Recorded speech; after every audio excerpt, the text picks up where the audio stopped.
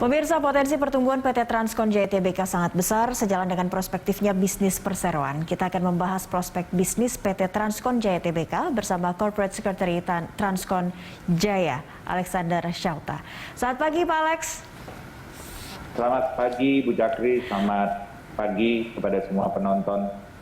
Baik. Berita 1. Ya, kita langsung ingin tahu ini Pak, investasi yang tengah disiapkan atau dari CAPEX begitu yang disiapkan dan dialokasikan oleh Transkon untuk 2022 ini. Karena menariknya ini justru akan kita bisa bilang mungkin expand begitu atau membuat kantor perwakilan justru di Indonesia Timur di Makassar. Seberapa besar sih sebenarnya Pak investasi untuk itu semua? Terima kasih pertanyaannya, Bu Jakri. Secara total investasi atau CAPEX yang kami alokasikan untuk tahun 2022 ini ada kurang lebih sekitar 400 miliar. Dan memang menyasar kantor perwakilan di Makassar merupakan salah satu impian kami sebenarnya untuk lebih memperbesar ekspansi kami di Indonesia Timur. Karena Makassar atau Sulawesi secara keseluruhan merupakan suatu perkembangan terbaru di perusahaan dan melihat perkembangan 1 tahun terakhir di tahun 2021 ada peningkatan penyebaran unit kurang lebih 70%. Jadi kami melihat 2022 sudah layak kami memiliki kantor perwakilan di Makassar begitu ya. Baik. Tapi ini menarik. Kenapa Indonesia Timur kalau dilihat dari sektor usaha begitu ya, dari transportasi dan logistik, kenapa Indonesia Timur begitu Pak yang ini disasar? Menariknya justru kantor pusat di Balikpapan, kantor perwakilan pertama di Makassar, justru di Jakarta ini baru akan dalam proses persiapan begitu ya? Betul. Bu Jakri, kami memang spesialis berada di Timur. Kalau dilihat provinsi kami adalah Kalimantan Timur. Jadi kami menyasar yang sifatnya timur dan memang kalau dilihat perkembangan beberapa tahun terakhir, industri yang paling naik saat ini kalau bicara pertambangan adalah industri nikel, dan nikel merupakan kandungannya paling besar ada di Sulawesi. Jadi menurut kami Indonesia Timur merupakan langkah yang seharusnya langkah evolusi perusahaan berikutnya apabila perusahaan itu bergerak di bidang pertambangan, entah pertambangan mineral yang sifatnya mineral berharga, emas, atau pertambangan yang sifatnya untuk energi, seperti nikel yang kelak akan digunakan untuk baterai listrik. Dan kita tahu wilayah Kalimantan itu salah satu yang potensial begitu ya, dan Indonesia Timur juga potensial untuk itu, untuk penggunaan kendaraan logistik juga yang digunakan.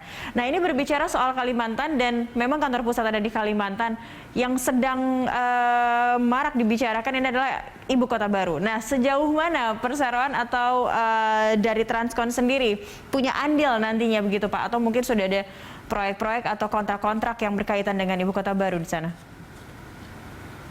Kalau Ibu Kota Baru kami lebih berfokus internet, karena saya yakin apapun yang berkaitan dengan pendirian atau pembangunan pasti membutuhkan internet sebagai landasan dasarnya untuk berkomunikasi, untuk mengirimkan data. Jadi kami sebagai perusahaan yang asli dan berkembang di Balikpapan, Kalimantan Timur, melihat potensi ini, kami berusaha untuk fokus di internet service provider kami, sehingga kami beberapa hari yang lalu baru saja mengumumkan bahwa kami akan melakukan pemisahan divisi kami yang sebelumnya merupakan bagian dari PT Transkon Jaya Tbk menjadi suatu entitas tersendiri, sehingga harapannya entitas ini bisa fokus untuk pengembangan internet. Kami saat ini berada di seluruh Kalimantan Timur, Bu Jakri, dan harapannya IKN, karena kami juga cukup banyak menyediakan internet ke instansi-instansi pemerintahan, kami mengharapkan ini nanti akan menjadi perkembangan berikutnya pada saat undang-undang atau rancangan undang-undang IKN itu diketok palunya. Baik. Bu Jakri, jadi kami mengharapkan internet ini akan menjadi titik tombak pada saat IKN mulai dicanangkan. Iya. Ya, dan dengan pemisahan menjadi satu entitas ini menjadi lebih fokus lagi begitu ya antara penyewaan kendaraan dan juga penyedia layanan jaringan internet begitu ya Pak Alex. Betul Bu Cakri. Baik. Sejauh ini kan merupakan divisi saja di dalam PT Transcon Jaya Tbk dan itu membatasi keleluasaan dalam pengambilan keputusan bisnis. Tapi begitu dipisahkan seharusnya bisa jauh lebih fokus, lebih menyebar dan lebih bebas bergerak. Baik, kita masih ada satu segmen lagi untuk membahas seperti apa sebenarnya prospek atau pergerakan dari saham Transcon di segmen berikutnya. Pemirsa tetaplah bersama kami, Dialog Corporate Action akan kembali sesaat lagi. Pemirsa, PT Transcon Jaya Tbk telah menjadi emiten di Bursa Efek Indonesia sejak 2020. Rekan Julita telah akan menyampaikan sejumlah informasinya untuk Anda. Julita, silakan. Baik, terima kasih Cakri. Dan pemirsa, saham PT Transcon Jaya Tbk ini telah menjadi salah satu pilihan pelaku pasar sejak IPO. Dan berikut sejumlah data terkait dengan PT Itamaran. Ya, kita lihat Transcon Jaya Tbk. Ya pemirsa, langsung saja kita lihat. PT Transcon Jaya Tbk kodenya adalah TRJA, pencatatannya sejak 27 Agustus 2020, masuk ke papan pengembangan. Bidang usahanya adalah penyewaan kendaraan dan penyedia layanan jaringan internet. Sektornya adalah transportasi dan logistik. Subsektornya transportasi, industrinya adalah pengangkutan darat penumpang, subindustrinya transportasi jalanan. Dan berikutnya pemirsa, kita lihat pemegang saham dari TRJA ini. Nah, kita lihat ada PT Damai Investasi Sukses memiliki 518 juta lembar saham atau 34,304% saham. Kemudian ada PT MSJ Investama Abadi yang memiliki 454 juta lembar saham atau 30,068% saham. Kemudian ada PT Aneka 160,9 juta lembar saham dan masyarakat memiliki 377,1 juta lembar saham. Dan berikutnya pemirsa, kita lihat bagaimana pergerakan nilai saham TRJA sejak awal tahun ini, tahun 2022. Nah, pada 4 Januari tercatat di 464, kemudian turun pada 7 Januari di Rp434. Kembali naik pada 12 Januari ke Rp456 per lembar saham. Pada 18 Januari tercatat di 438 dan 21 Januari ada di Rp442 per lembar sahamnya. Yaitu dia informasi yang dapat saya sampaikan terkait dengan TRJA. Kembali ke Cakri. Baik, terima kasih Julita atas informasinya untuk TRJA. Dan kembali ke Pak Alexander Syauta. Pak Alex, melihat pergerakan saham dari TRJA, selain melihat mekanisme pasar begitu ya, dari perseroan sendiri apa komentarnya mengapresiasi pergerakan saham dari TRJA ini, Pak?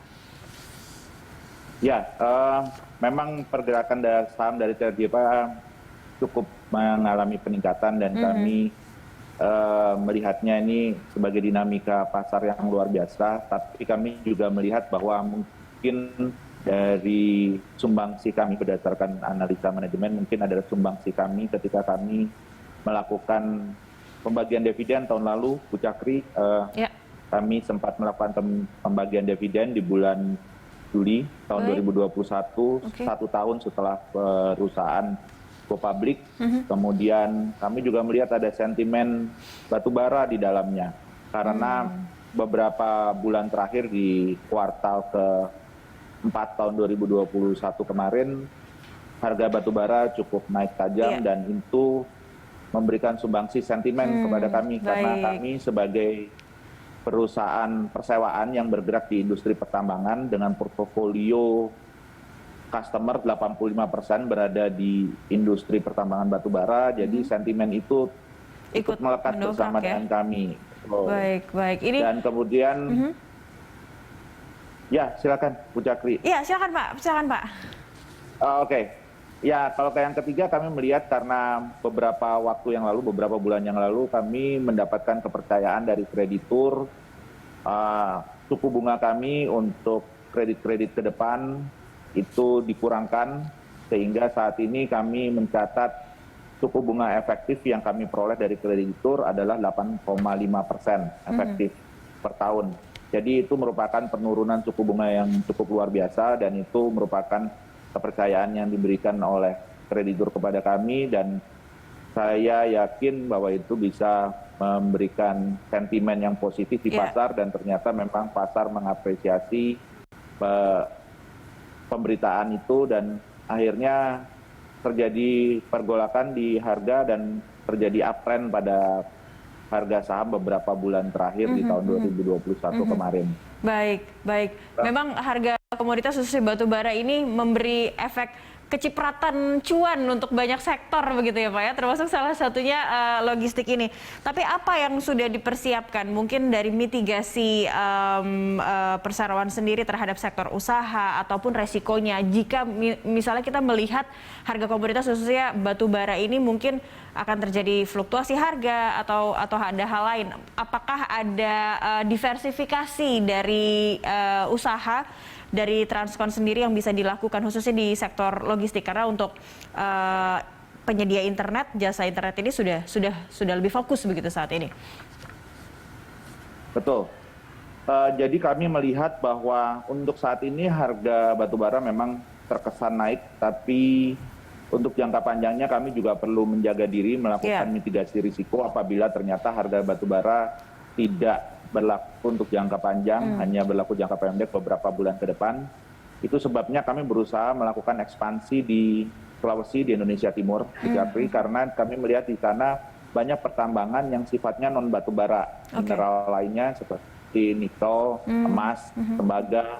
Nah, kami berusaha untuk melakukan diversifikasi seperti itu dengan harapan bahwa ini akan mengurangi pelan-pelan proporsi batubara pada perusahaan kami. Baik. Sehingga ketika suatu hari kelak batubara kemudian menurun karena batubara merupakan salah satu sumber energi yang berusaha untuk dikurangi bukan saja di Indonesia tapi di dunia, kami berusaha menjaga bahwa ketika itu terjadi downtrend, kami sudah siap mengurangi begitu ya Pak ya dengan resiko yang terjadi. Porsi risikonya tidak lagi 85%, mungkin sekitar 75%. Dan itu langkah kami ke depan.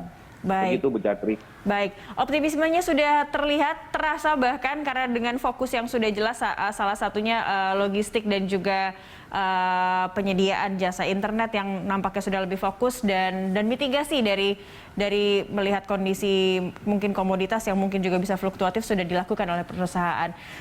Baik, terima kasih Pak Alexander Sauta, Corporate Secretary Transkon Jaya Tbk telah bergabung bersama kami di Corporate Action. Selamat pagi, salam sehat. Selamat pagi, salam sehat Bu Cakri. Ya, pemirsa, Corporate Action akan segera kembali usai news update. Tetaplah bersama kami.